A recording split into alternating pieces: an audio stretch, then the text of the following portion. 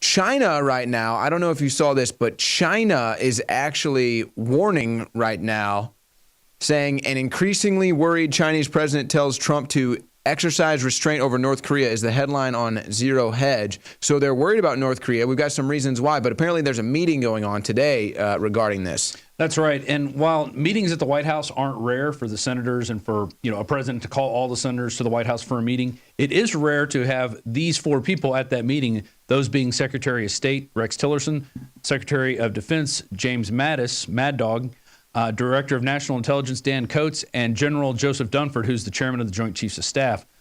It's very rare to have those four men in the meeting. We have this, it's a Reuters article on Infowars.com right now, and you could read about that and what they're talking about. But I'm sure it has to do the same with what's going on in China, what China's been saying to us. They're asking us to urge restraint as we have this crybaby. I think Ben Garrison drew it best. There's a little, maybe you guys can find this, there's a little Kim Jong-un sitting there crying like his temper tantrum. Oh, yeah, and like you a got baby. Trump and you got Xi and then Putin all sitting there, like parents scolding him. And that's kind of what we're dealing with. We're dealing with this guy who doesn't have a governor, who doesn't have anything, any whim. He just, he blows people up with aircraft carrier, anti-aircraft guns. That should say enough. That's how he kills members of his family. He also sicks wild, hungry dogs on them. And those are different ways He's to kill. poisoned members of his own family as well. South Korea, China, and the United States. There you see the problem child. And Ben Garrison really does encapsulate the best of, he gets the gist of really what's going on in the world. But that's what's going on at the White House right now. So it'll be anxious to see, it'll be interesting to see what goes on the next few days. Because I thought maybe something would break out over Easter weekend. Nothing's gone on. And it's been kind of this stalemate, this staring contest with both sides looking back at each other. I've been calling it war chicken. Yeah. On Saturday, this story broke. Volleyball over, North Koreans go back to work at nuclear site. Apparently, this nuclear site in North Korea, which kind of had some inactivity for a while, is apparently buzzing with activity now. And that might have something to do with the president of China's message and this meeting today. Maybe North Korea really is, some people are theorizing that Kim Jong-un is basically freaking out right now. He feels like it's a last desperation chance for him, possibly. And that might be why China is saying this meeting is going on, this increased activity at this nuclear site. It's all very interesting stuff, and I'm just glad. I mean, in Japan right now, I saw a story today that bomb shelters are and selling. water purifiers. And water purifiers. I wonder why that is. Yeah. Well, they're close to North Korea. They're worried about, stuff contaminating their drinking water. They're worried about being able to survive a nuclear explosion. One of the only countries, we've launched test nuclear bombs and so is Russia, and China, I'm sure, has done their own nuclear testing, but they're the only country thus far who's been hit with a nuclear weapon. So they're very serious when it comes to preparedness. And, especially if you're living in one of these coastal areas, you better have those items, plus also an evacuation plan ready in case there is another tsunami like we saw back in 2012, I believe. There was another interesting development. This one was not in North Korea, but this was a story on Zero Hedge today. Bomb attack hits secretive U.S. base in Afghanistan as Mattis makes surprise visit to Kabul.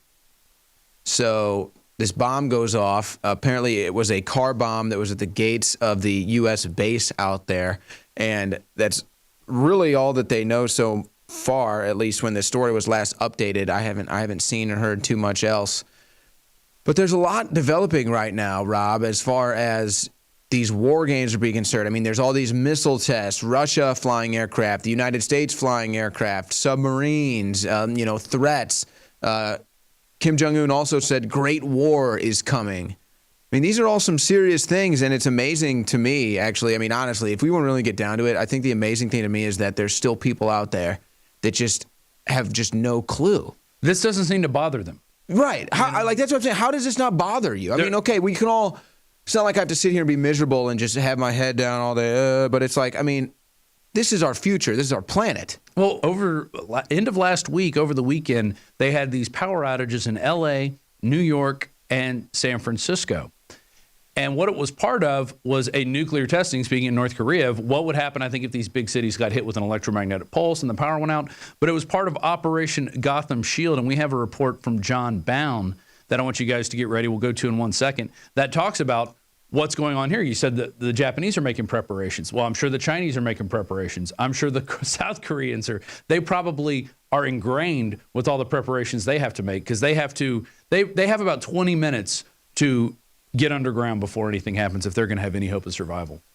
But here's Zero Hedge was saying it could have been a geomagnetic storm. There's a bunch of different theories out there. There's the part of the Gotham shield. There's the geomagnetic storm. There's also a theory that this could have been some other form of a hack with the recent CIA Vault 7 leaks because of WikiLeaks. Some people might know how to compromise some of these systems, get inside, and then hack the power grid. So there's a bunch of different theories out there. I know John Bound has one of his own. Yeah, so let's go to this report now. I got an email this morning, people saying, oh, you guys aren't covering Operation Gotham Shield. I think we had an article on it over the weekend. Alex did a video on it over the weekend. Infowars.com was the first place I saw any stories on it. So it's amazing. I think it's because we put up so much news so quickly. Sometimes things roll off the front part of the page and you have to do a little digging. And we have so much content that if you don't listen to all of it, you're going to miss it. Obviously. Yeah, so Gotham Shield is that U.S. to simulate a nuke blast over Manhattan as actual war nears. So our country is preparing this, and here's John Bound with that report.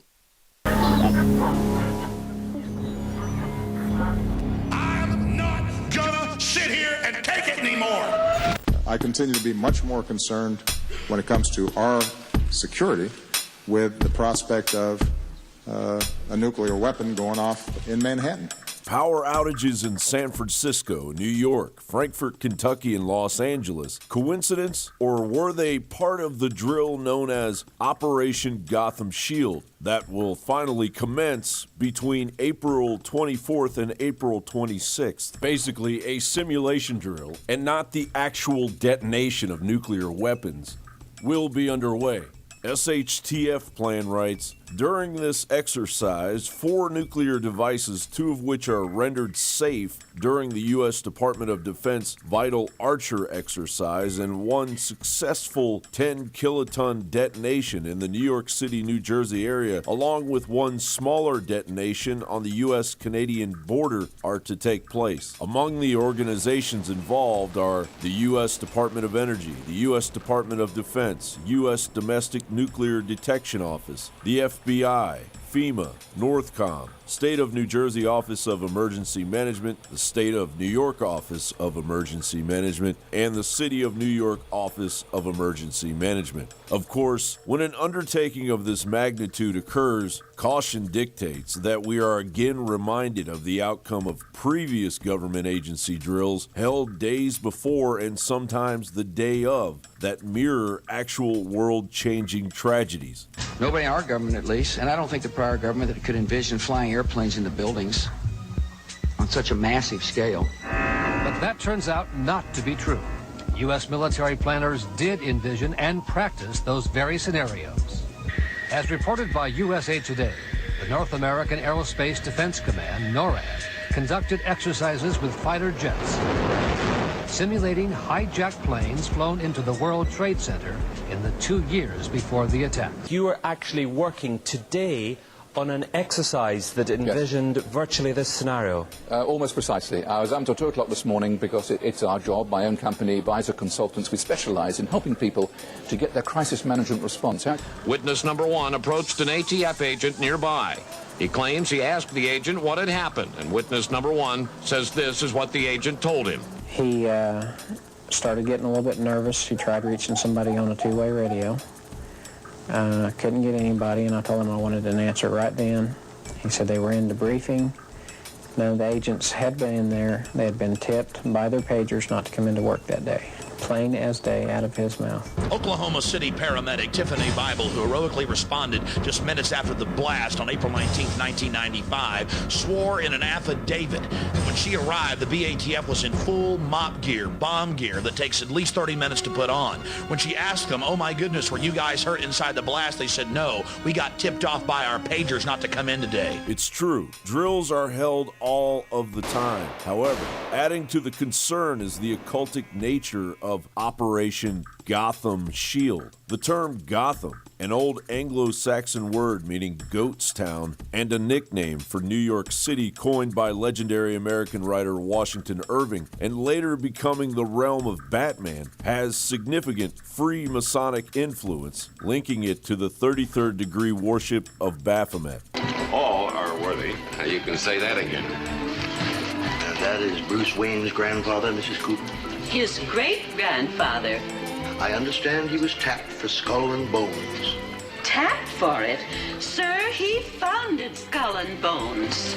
This ceremony at Ground Zero, preceding the unwelcome construction of the memorial that would be blatantly named the Oculus, could very well be a clear Masonic reference to Aleister Crowley's Thelemic Third Eon known as the Age of Horus. According to Crowley, Horus is gradually growing from the idealism of 20th century chaos, i.e. communism, fascism, etc., into an age of human enlightenment. Yet, who has adopted this concept of the coming of the Antichrist as their own? None other than the puppet masters of the elite shadow government and their new world order. In my line of work, you got to keep repeating things over and over and over again for the truth to sink in, to kind of catapult the propaganda. John Bound for Infowars.com. Powerful report from John Bound there. Yes, and you can see how there's this continuing pattern where there's an exact drill going on that happens to be the exact event that happens. 9/11, of course, the biggest example. The most obvious example would have to be the Boston Marathon bombing. And then you have to look at Operation Project Gotham here and the power outages that just hit. Well, actually, they hit everywhere. If you look at the overall grid, there were power outages in a lot of major cities. San Francisco, the biggest one. So you have to scratch your head. You have to wonder if the powers that be are testing some sort of global initiated collapse, some global initiated panic, or if this is truly just organic things happening. Obviously, these are the questions that we try to cover at Infowars.com. It could have been an agency trying to go, can we bring down the power grid? Right. Or some other actor, or a different state actor or individual actor. That's right. There's a lot of different. Or as Trump said, a 400-pound guy sitting in his bed. Yeah. Well, that's who hacked the emails. USA Today has a little bit of an update on what's going on at the Senate. One of their big updates was that it was Senate Majority Leader Mitch McConnell who organized the meeting. It wasn't Donald Trump asking people to show up. The White House was just serving as a place where that meeting could take place. And this maybe is on North Korea now. Well, maybe to limit leaks. Maybe they're going, if we have it in the Senate chamber, somebody's going to hear, somebody's going to leak it out. Let's bring them all to the White House. We know this place is secure. Maybe by now they've run security agencies. Or another thing that they sometimes do, and I actually think that the Trump administration or the Trump team has kind of done this before, is they'll have different secret meetings or different meetings with different groups, leak certain intel to a controlled group to try to see where that intel goes and who the moles are or where the leak's coming from. Yeah. So there's always that you could consider too. So, yeah, and exactly. So Sean Spicer was saying this is a Senate briefing convened by the majority leader, not a White House briefing. The White House press secretary, Sean Spicer, said we were just serving as the location. So that, I think, might be a big thing. Maybe they didn't want anything getting out. Or maybe something will leak out of this from that meeting, and we'll hear about it. Because at this time, the meeting was held over an hour ago, and nobody's reporting on anything coming out of it. So maybe there haven't been any leaks. Well, I don't have... it doesn't feel like I don't have much say on this game of war chicken. It feels like I'm just on the ship, and I'm hoping that who's ever steering the ship turns it out of the way so that we don't have to head-on collision with whether it's North Korea or China or Russia or whoever it is. I'm hoping that whoever is steering this warship in this game of war chicken does not lead us to a head-on collision, because I don't think anybody really wants that right now, but I think there may be some powers that be that do.